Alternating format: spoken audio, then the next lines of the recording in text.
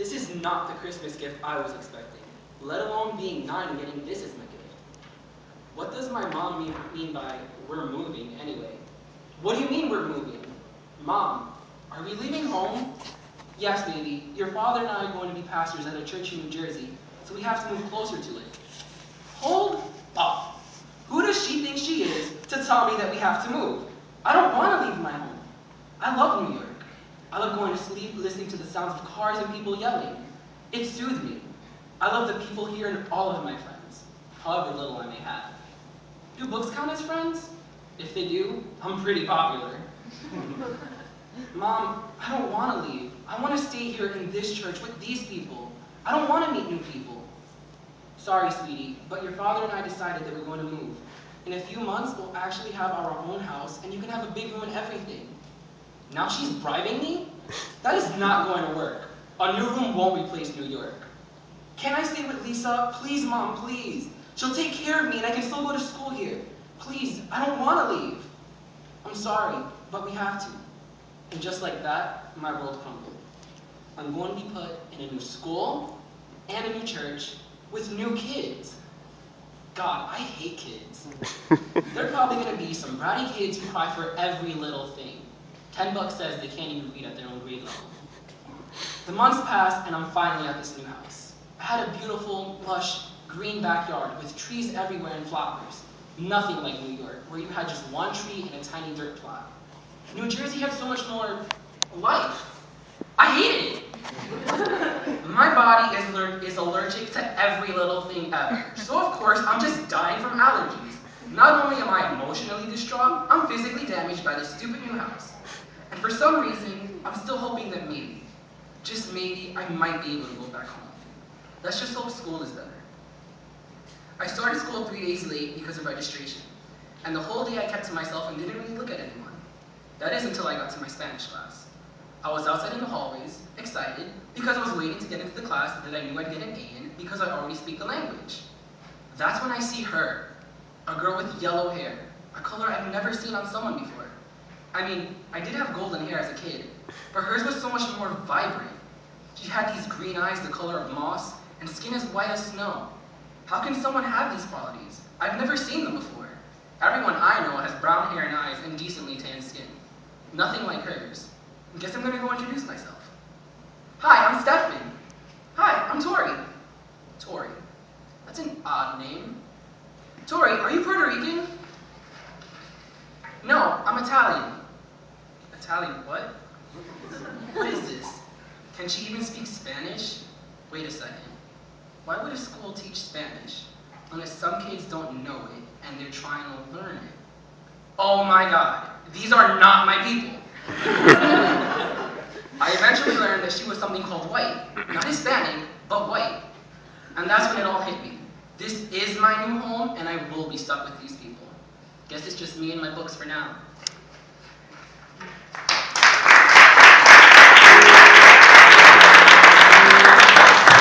Please welcome Stephanie DeVito reading On the Edge. My boyfriend Michael and I had graduated high school less than a week ago, and this trip was sort of a pilgrimage into the wild college years. I expected this to incite something interesting. Wasn't that how it worked? I grow up, and suddenly, life gets interesting. That's not how it was panning out. So the last night, as we left the motel room, I vowed to get into trouble. Some crazy antic worthy of the shore.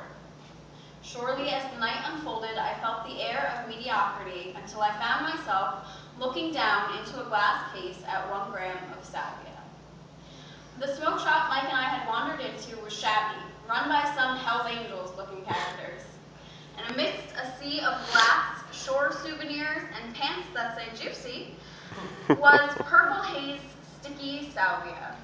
Taking a second, I wondered how the Mazatec shamans would feel if they saw the barrel their beloved plant fell to the bottom of. Native to the forests of Mexico, salvia is just another member of the mint family, sprung from the soil like a naked babe given to this earth, just the way it is.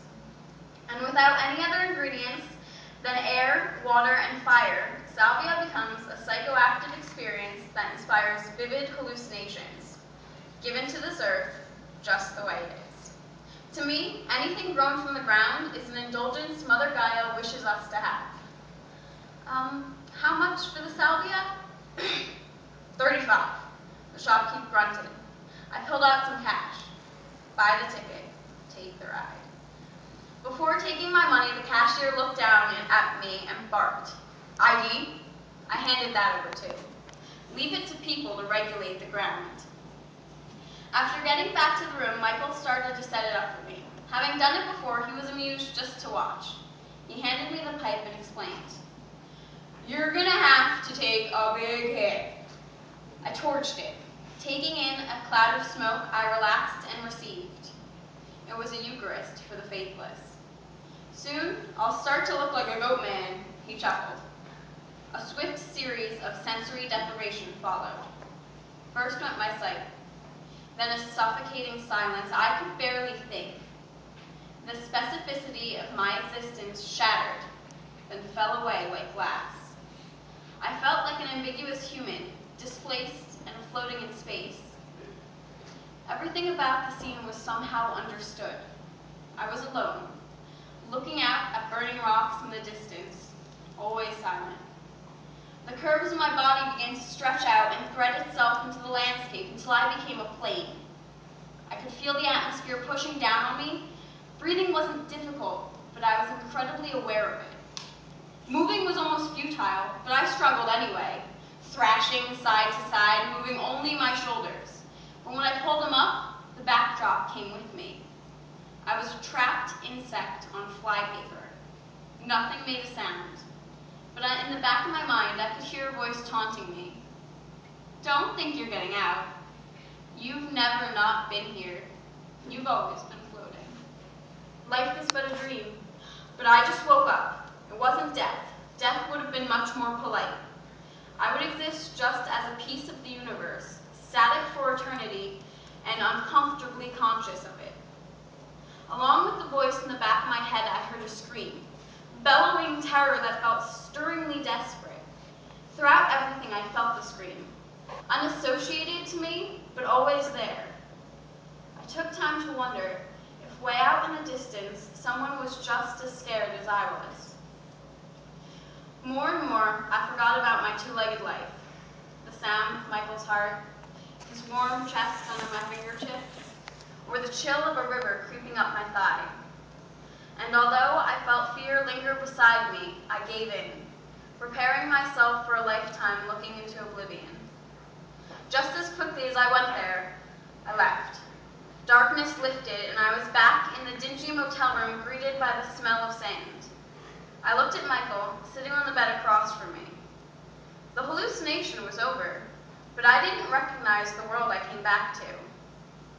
It was as if human woke up as stardust, and stardust woke up as a human. Michael looked concerned, as he placed a hand on each of my cheeks, leaning in to kiss me. Since childhood, him and I have played and grown together, but in that moment, I couldn't have told you who he was or what he was doing to my face. From the front door to the bathroom window, there was no familiarity, and although I felt fear linger beside me, I gave in, settling into a world I've never seen. I breathed. I let time wash over me, and slowly I felt like me again. Michael was eager to know what happened. He told me I had spent the whole time screaming. There it was. The phantom scream off in the distance was me. It was the only part of me that remained, a scrap of humanity with a will to survive, calling back on Earth. Today, I can sometimes hear a distant echo coming from that place in my mind. Somewhere salvia created, but I can never go. Would I want to go back? Maybe. There was something tranquil about definitively losing my identity and being on the edge of the emptiness that embodies us all. But most of all, when I came back, I felt appreciative of all those boring days of my life. While I dig my toes into the fresh grass of spring and the perfume of hyacinths blow by, I remember the sacrifice of the earth. While we roam our paradise, she hangs quietly in space, watching eternity pass by the stars.